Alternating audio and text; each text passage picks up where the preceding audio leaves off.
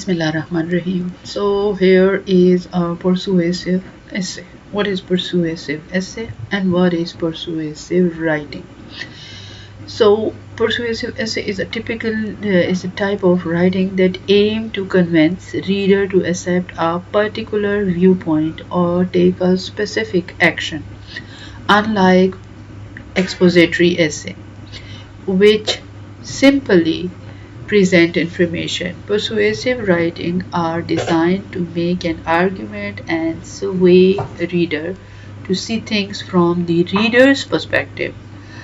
A persuasive essay's goal is not only to present an argument but also to make that argument so compelling that readers feel motivated to agree with or act on the reader's viewpoint.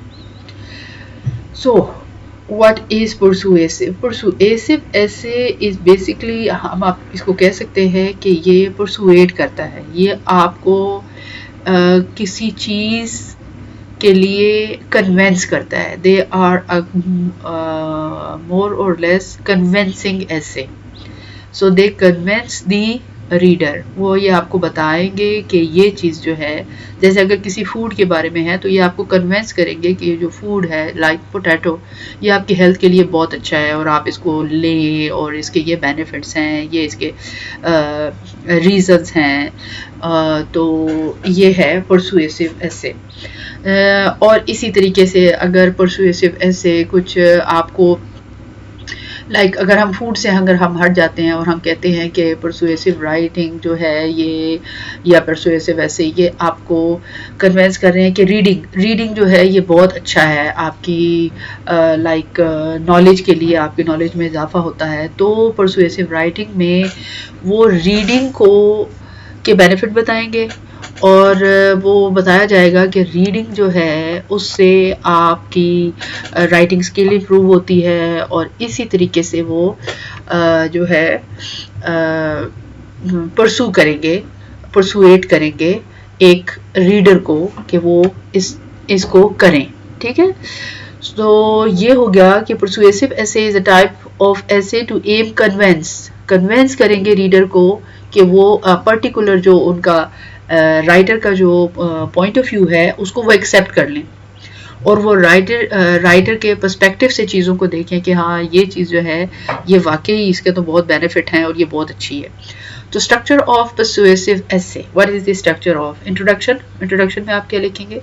Introduction begin with the hook to grab attention.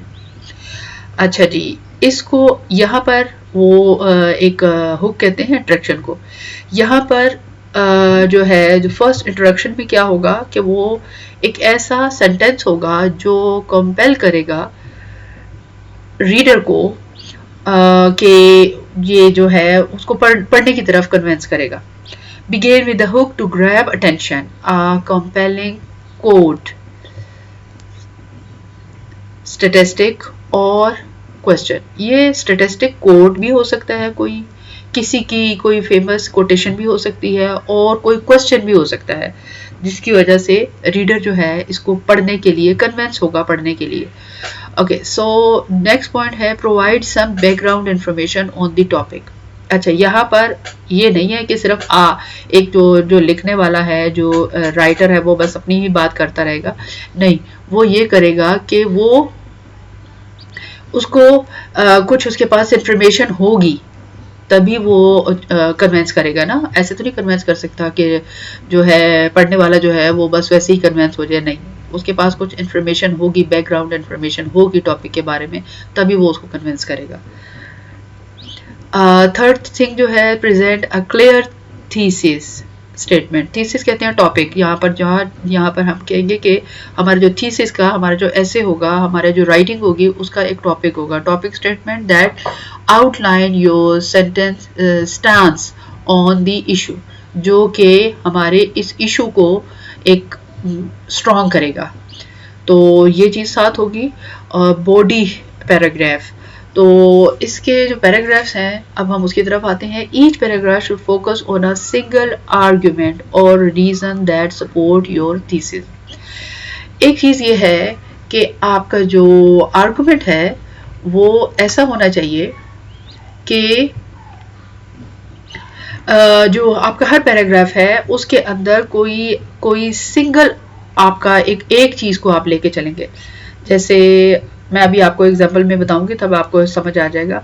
आपने एक paragraph जो है वो एक idea को present कर रहा हो। सेकंड थिंग क्या है, include evidence such as fact, example, expert opinion and real life scenarios to back up each argument। अच्छा, तो यहाँ पर आपको चाहिए एविडेंस। जैसे कि हमने कहा कि आप एक चीज को तो बार बार रिपीट नहीं कर सकते ना। आप कहें कि रीडिंग जो है वो बहुत अच्छी है, तो आप कैसे कन्विंस करेंगे? आप कहेंगे कि रीडिंग से तो हमें नॉलेज भी मिलती है ना, और हमें रीडिंग से और क्या चीज़ें मिलती हैं? रीडिंग से हमारी राइटिंग एनहांस होती है, ठीक है, ये उसका अलग एक बेनिफिट हो गया है। और इसी तरीके से अब लाइक अगर आप इसको देखें सच एज फैक्ट्स, आपको कुछ फैक्ट्स आपने इसके बारे में आप पढ़ेंगे कि रीडिंग के और कौन कौन से बेनिफिट हैं, मुख्तलिफ राइटर्स ने इसके बारे में क्या कहा है। और कुछ जो लाइक जब हम एक रीडिंग देखते हैं तो हमारी स्पेलिंग इंप्रूव होती है, क्योंकि हम ये है कि जब हम अपनी आंखों से उन वर्ड्स को देखते हैं तो हम ऑटोमेटिकली हमारी जो स्पेलिंग है वो भी हमारी अच्छी मतलब लाइक उसको हम इम्प्रूव कर सकते हैं। तो ये भी इसका एक बेनिफिट है। तो आप इसके बारे में पढ़ेंगे कि मुख्तलिफ फैक्ट्स क्या कहते हैं इसके बारे में, और फिर उसकी एग्जाम्पल होंगी। एक्सपर्ट ओपिनियन, तो ये सारा ये फैक्ट जब आप ढूंढेंगे तो यहाँ पर आपको एक्सपर्ट्स ओपिनियन मिलेंगी। रियल लाइफ सिनेरियोज, और हम इसको रियल लाइफ में हम देखेंगे कि वाकई जब हम रीडिंग करते हैं तो हमारे पास नॉलेज आ जाती है, और हमारे पास मुख्तलिफ सोसाइटीज़ के मुख्तलिफ लोगों की भी नॉलेज आ जाती है, और हम उसको रिलेट करेंगे बाकी चीज़ों के साथ टू बैकअप ईच आर्गूमेंट, और साथ इसको आर्गूमेंटेटिव तरीके से हम इसको आगे लेकर चलेंगे। जो है एक्नॉलेज एंड रिफ्यूट।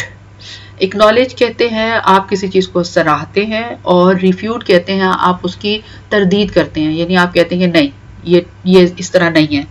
तो ये चीज़ भी counter argument and counter argument. तो ये जो स्ट्रेटेजी है वो भी आपने कुछ चीज़ों को आपने जाहिर है जब आप जिसको सपोर्ट कर रहे हैं आप ज़रूर उसको एक्नॉलेज भी करेंगे। और अगर आप किसी चीज़ को आपको कोई ऐसा टॉपिक मिला है जिसको आप कहते हैं कि नहीं इसके कुछ जो हैं ड्रॉबैक्स भी हैं, तो आप उसको ज़रूर रिफ्यूट करेंगे। तो ये आर्गूमेंट एंड काउंटर आर्गूमेंट एक स्ट्रेटेजी है टू स्ट्रेंथन योर पोजिशन। ये आपकी पोजिशन को स्ट्रेंथन करता है। And show that you have considered different perspective, और ये आपको बताता है कि आप डिफरेंट पर्सपेक्टिव जो है आप किस तरीके से उसको लेके चलते हैं। कंक्लूजन में क्या आएगा? अच्छा जी, बॉडी पैराग्राफ जो है ये एक नहीं होगा, ये एटलीस्ट 3 पैराग्राफ होंगे, और हर पैराग्राफ जो है वो एक आइडिया को सपोर्ट करेगा। एक आइडिया के सपोर्ट में आपने उसको करना है। तो आप पहले से एक माइंड बना लें कि आपने हर पैराग्राफ में जाहिर आप परसुएसिव राइटिंग कर रहे हैं, और आप उसके लिए आप उसके लिए आपने कोई माइंड में बनाया है कि ये मेरे पास कंटेंट है जिसको मैंने राइट डाउन करना है अपने ऐसे के अंदर। तो वहाँ पर आपने उसको सेग्रीगेट कर लेना है 3 मुख्तलिफ पैराग्राफ्स में। तो आपका मेन आइडिया से स्टार्ट होगा आपका पैराग्राफ, और फिर आपने उसी से रिलेटेड इंफॉर्मेशन जो है उस पैराग्राफ में लिखनी है। फिर इसके बाद है कंक्लूजन में आपने क्या करना है, आपने वो सारी चीज़ों को समराइज करना है and summarise the main points and restate your thesis in a powerful way. अच्छा, यहाँ पर रीस्टेट तो आपने करना है, लेकिन आपने उस विकैबुलरी के साथ, उस सर्टेन विकैबुलरी के साथ इसको रीस्टेट नहीं करना। ये ना लगे कि जो पढ़ने वाला है वो ये समझे कि उन्हीं पैराग्राफ को इकट्ठा करके यहाँ पर उसने कंक्लूजन में लिख दिया। नहीं, आपको यहाँ पर थोड़ी सी डिफरेंट विकैबुलरी के साथ उसको समराइज करना है अपने टॉपिक को, और फिर end with a call to action और फाइनल थॉट। और फिर उसके बाद आपने इसको कंक्लूड करना है ना। जब आप कंक्लूड करेंगे तो अगर कोई ऐसा ऐसा परसुएसिव टॉपिक है कि आप यहाँ पर लाइक अपना आपने पॉइंट ऑफ व्यू तो दे दिया, लेकिन अब आप ये कह रहे हैं कि नहीं, अब आपने इन चीज़ों को इस तरीके से करना है, call to action and a final thought, और यहाँ पर आपकी या फाइनल थॉट आ जाएगी या कॉल टू एक्शन या कोई भी एक्शन जो है आप ये कह रहे हैं कि इसको इस तरीके से किया जाए। तो फिर उसके बाद है encouraging reader to adopt your view point और टेक स्पेसिफिक एक्शन, और यहाँ पर आपने अपने जो पॉइंट ऑफ व्यू है उसको इम्पोज करना है। आपके इम्पोज करने का स्टाइल ऐसा होना चाहिए कि जो रीडर है, जो पढ़ने वाला है, वो कन्विंस हो जाए। टेक्निक्स ऑफ परसुएशन, तो आपने कन्विंसिंग टेक्निक क्या है, persuasion is a convincing technique क्या है। Athos, credibility, establish your authority or experts on the topic to gain the reader trust। अब यहाँ पर आपने क्या करना है, आपने एक्सपर्ट ओपिनियन, ये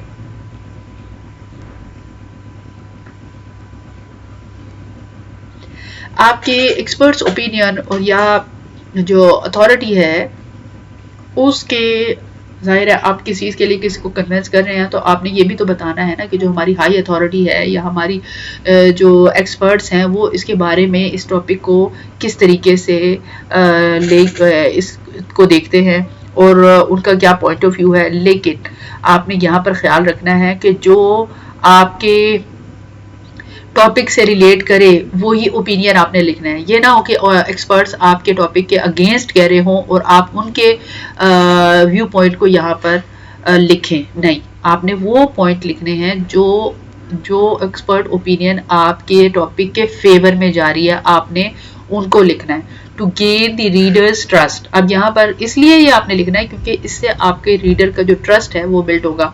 उसे पता चलेगा अच्छा एक्सपर्ट तो ये वाकई ही इस टॉपिक के बारे में भी ये कहते हैं और ये जो अथॉरिटीज़ हैं ये भी इसके बारे में ये कहती हैं, तो इसका मतलब है ये चीज़ हमें करनी है। तो ये है एथोस या आप इसको कह सकते हैं क्रेडिबिलिटी। क्रेडिबिलिटी आपकी बिल्ड करेगा। For example, mentioning credible sources or expert opinion can strengthen your argument। इस तरीके से ये आपका आर्गुमेंट जो है वो strengthen होगा। और पैथोस क्या है, इमोशनल अपील।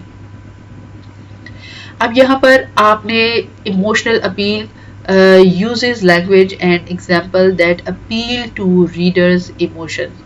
तो यहाँ पर आपने लैंग्वेज जो है उसको भी इस तरीके से लेना है, यानी आपने जो आपकी लैंग्वेज है, लैंग्वेज स्टाइल जो है वो भी एक तरह से परसुएसिव हो और उसमें भी एक कन्विंसिंग पावर होनी चाहिए। अच्छा जी, आगे है this might include personal anecdotes, perspective, descriptive language। Anecdotes कहते हैं लाइक जब आप मैं यहाँ पर आपको बताऊँ, एक होता है ना प्रोनाउन और एनेक्डोट्स। एनेक्डोट्स वो होते हैं कि जो डायरेक्ट आप उन चीज़ों को नहीं लिखते लेकिन आप उसका हवाला देते हैं, तो ये कहलाते हैं एनेक्डोट्स। तो एनेक्डोट्स आपके पावरफुल होने चाहिए, पर्सनल एनेक्डोट्स होने चाहिए, डिस्क्रिप्टिव होना चाहिए लैंग्वेज, और example that evoke empathy, anger और अदर इमोशन। ये इवोक करे, ये एम्पैथी, एंगर, होप और अदर इमोशंस को ये इवोक करे। तो ये आपका होना चाहिए लॉजस। ये लॉजस जो है ये क्या चीज़ है, ये है logical appeal. Build a logical case for your position by presenting clear rational argument supported by evidence such as statistics, fact and logical reasoning.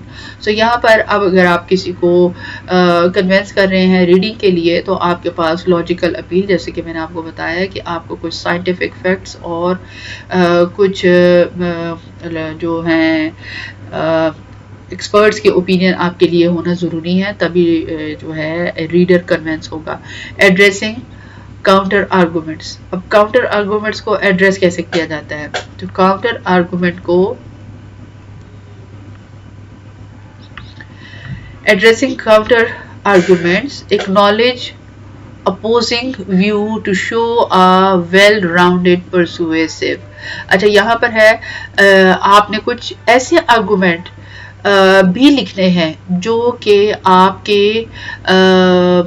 ऐसे के परसुएसिव ऐसे के अगेंस्ट है, और साथ फिर आपने लॉजिकल रीजन पेश करके आपने उसको काउंटर करना है, आपने उसको साबित करना है कि ये गलत है। ये मतलब ये इस एक्सपर्ट ने कहा है कि अच्छा चलिए मैं आपको बताऊं, अच्छा इस एक्सपर्ट ने कहा है कि अगर आप बहुत ज़्यादा रीडिंग करेंगे तो जो है आप की लाइक अगर वो ये कह रहे हैं कि अगर आप बहुत ज़्यादा रीडिंग करते हैं तो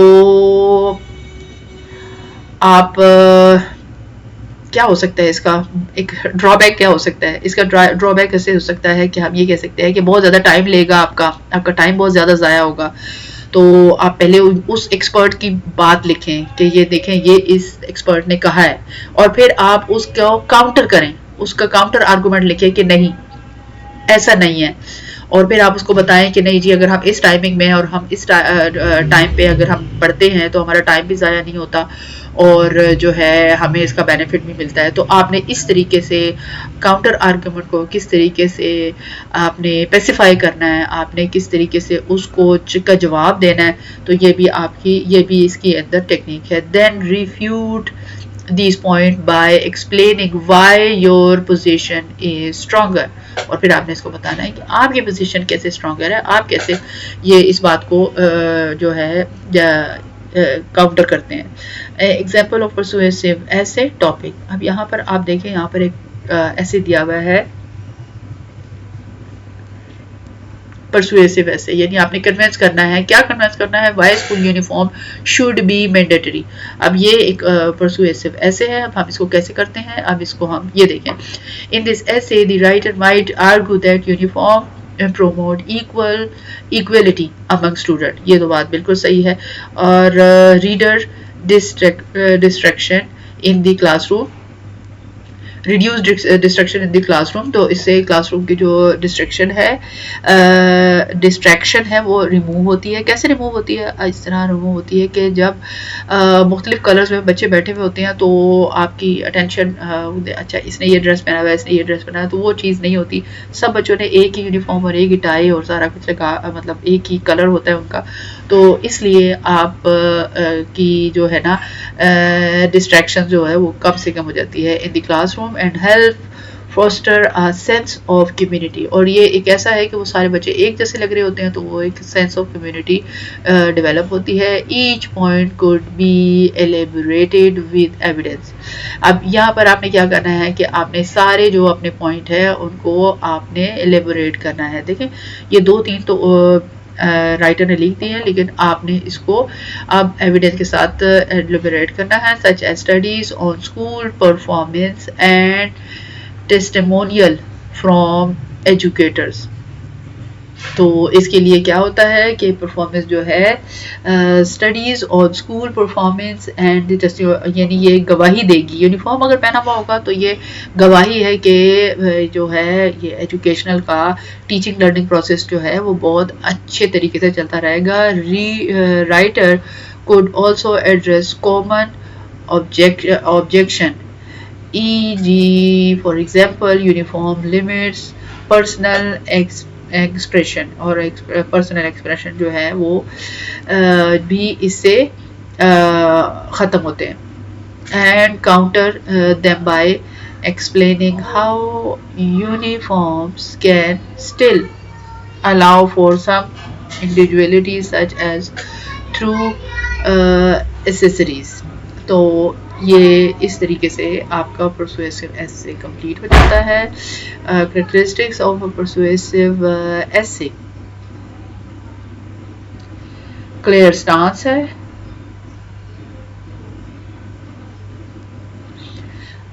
स्टांस शुड बी क्लियर, बहुत अच्छे तरीके से आपने इसको किया हुआ। टारगेटेड लैंग्वेज, आपकी लैंग्वेज जो है वो टारगेट करती हो, अपील करती हो और लॉजिकल हो, बेस हो और इमोशनल एज वेल।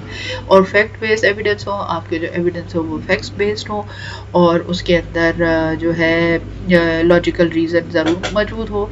और है कॉन्ट्रोडक्टरी स्टेटमेंट, ज़रूर उसके अंदर आप कॉन्ट्रोडक्टरी स्टेटमेंट लेके आएँ, क्योंकि कॉन्ट्रोडक्टरी स्टेटमेंट आप लेके आएंगे क्योंकि देखिए जब भी रीडर आपका ऐसे और राइटिंग आपका परसुएसिव राइटिंग पढ़ेगा तो डेफिनेटली उसके जहन में बहुत सारे और क्वेश्चन होंगे।